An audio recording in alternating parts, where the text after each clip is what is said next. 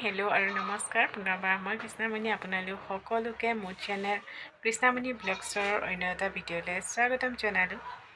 অসমীয়া নৱবৰ্ষ তথা হেঁপাহৰ ৰঙালী বিহুৰ সকলোকে বহুত শুভকামনা যাচিলোঁ।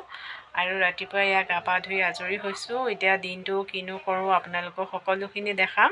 এতিয়া বাবা আৰু হাজবেণ্ডে গৰু নোৱাবলৈ ধৰিছে আৰু মই ভাবিছোঁ ভিডিঅ'টো ইয়াতে এতিয়া আৰম্ভ কৰোঁ। সেইকাৰণে ভিডিঅ'টো আৰম্ভ কৰি দিলোঁ। দিনটো কিনো কৰোঁ আপোনালোকক সকলোখিনি দেখাই যাম। কপৌ ফুলজোপা দেখাইছোঁ আপোনালোকক। এই দুপাহ কপৌ ফুল লাগিছে আৰু অসমীয়া বহাগ বিহুৰ লগত কপৌ ফুলৰ ওতঃপ্ৰোত সম্বন্ধ আছে। আৰু মোৰ বিশেষকৈ ভাল লগা ফুলপাহে হ'ল কপৌ ফুল। ইমান ধুনীয়া গোন্ধায় আৰু দেখিবলৈ যে ইমান ধুনীয়া লাগে। এতিয়া মই আপোনালোকক দেখাব লৈছোঁ এয়া গৰু নোৱাবৰ বাবে সকলোখিনি ৰেডি কৰি লোৱা হৈছে। এয়া গৰুৰ ৰছী, মাহ, হালধি আৰু এয়া দুটাল চাট বনাইছে। থেকেৰা, বেঙেনা, তিতাকেৰেলা, হালধি, লাও সকলোখিনি দি এয়া গৰু নোৱাবৰ বাবে ৰেডি কৰা হৈছে আৰু ধুনীয়াকৈ গৰু নোৱাই মেলি আজৰি হ'ল। আজৰি হৈ এয়া চাহৰ প্লেট সজাই লৈছোঁ ধুনীয়াকৈ। পিঠা, লাড়ু, মুড়ি লাড়ু, নাৰিকল লাড়ু, চুজি লাড়ু সকলোখিনি সজাই চাহকাপ খাবলৈ লৈছোঁ। আপোনালোকক এয়া দেখাব লৈছোঁ পিঠা বনোৱা। এই ভিডিঅ'টো মোৰ পুৰণা ঘৰৰ হয়। খুৰীয়ে পিঠা বনোৱাৰ সময়ত অকণমান ভিডিঅ' কৰিছিলে ভণ্টিয়ে, সেইখিনিকে দিছিলে, মই শ্বেয়াৰ কৰিছোঁ। মানে মই ইয়াত অহাৰ আগতে মোৰ শাহুমাই পিঠা বনালে, সেইকাৰণে মই সেইকণ দেখাব নোৱাৰিলোঁ। ইমান শ্বেয়াৰ কৰি দিছোঁ আপোনালোকক, যিহেতু মই বনোৱা দেখাব নোৱাৰিলোঁ। ভাবিলোঁ খুৰীয়ে বনাইছিলে সেইখিনিকে আপোনালোকক ধুনীয়াকৈ দেখাই দিওঁ। আৰু তাৰপিছত এয়া দেখিছা নহয়, নাচনীসকল আহি চোতালত হুঁচৰি গাই আছে। এয়া হ'ল আমাৰ পুৰণা ঘৰৰ খুৰীহঁতৰ ছোৱালী। খুৰীৰ ছোৱালী আছে আৰু ওচৰৰে দুগৰাকীমান আছে। বাই ভনীও আছে দেই। ইয়াতে আহিছে মোৰ ঘৰত বিহু মাৰিবলৈ, মানে বায়েকৰ ঘৰত বিহু নাচিবৰ বাবে আহিছে। এয়া সিহঁতে হুঁচৰি গাই আছে। মই অকণমান ভিডিঅ' আপোনালোকৰ লগত শ্বেয়াৰ কৰি দিছোঁ। ইমান ধুনীয়াকৈ নাচিছে চাওকচোন সকলোৱে।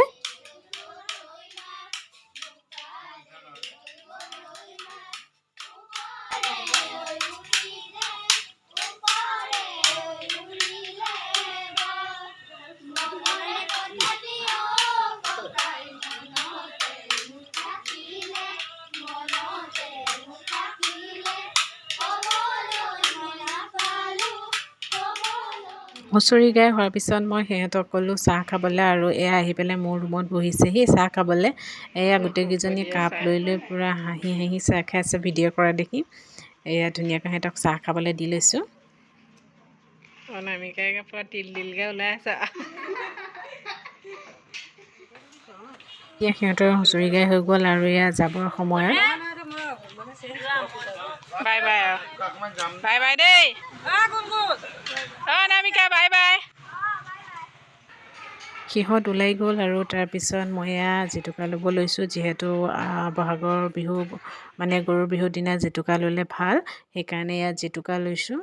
নখত লগাব নোৱাৰিলোঁ, নেল পলিচ লগোৱা আছিলে, সেইকাৰণে হাতৰ তলুৱাতে এনেকৈ অকণ আঁকি লৈছোঁ। আৰু ইয়াত জেতুকা লৈ থাকোঁতে হাজবেণ্ডে ভিডিঅ' কৰি ৰাখিছিলে।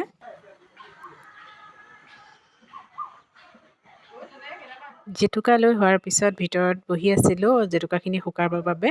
তেতিয়া হাজবেণ্ডে দুখনমান ফটোও মাৰিছিলে আৰু সেই ফটোখিনি মই আজি আপোনালোকক ভিডিঅ'টোতে শ্বেয়াৰ কৰি দেখাই দিলোঁ। এয়া জেতুকাৰ ৰং দেখিছে নহয় কেনেকুৱা হৈছে। ইমানকৈ নধৰিলে আৰু বেছি টাইম লগোৱাও নহ'লে যে। এয়া মই একেবাৰে কাম বন কৰি আজৰি হৈ পেলাইহে আপোনালোকক হাতখন দেখাইছোঁ। তথাপিতো মোৰ ভাল লাগিছে। আৰু এটা কথা, জেতুকাৰ ৰংটো মেহেন্দিৰ লগত কেতিয়াও মিলাব নোৱাৰি। জেতুকাৰ ৰংটো সঁচাই বহুত ধুনীয়া লাগে। আৰু এয়া মই শেষত আপোনালোকক সোঁহাতখনো এবাৰ দেখাই দিব ধৰিছোঁ। সোঁহাতখনত ইমান নধৰিলে, মানে লগাওঁতেই যি জেতুকা চুইছিলোঁ সেয়াই আৰু আজিৰ এই ভিডিঅ'টো মই ইমানটা সামৰণি মাৰিলোঁ। ভিডিঅ'টো চাই কেনে লাগিলে কমেণ্টছত জনাব।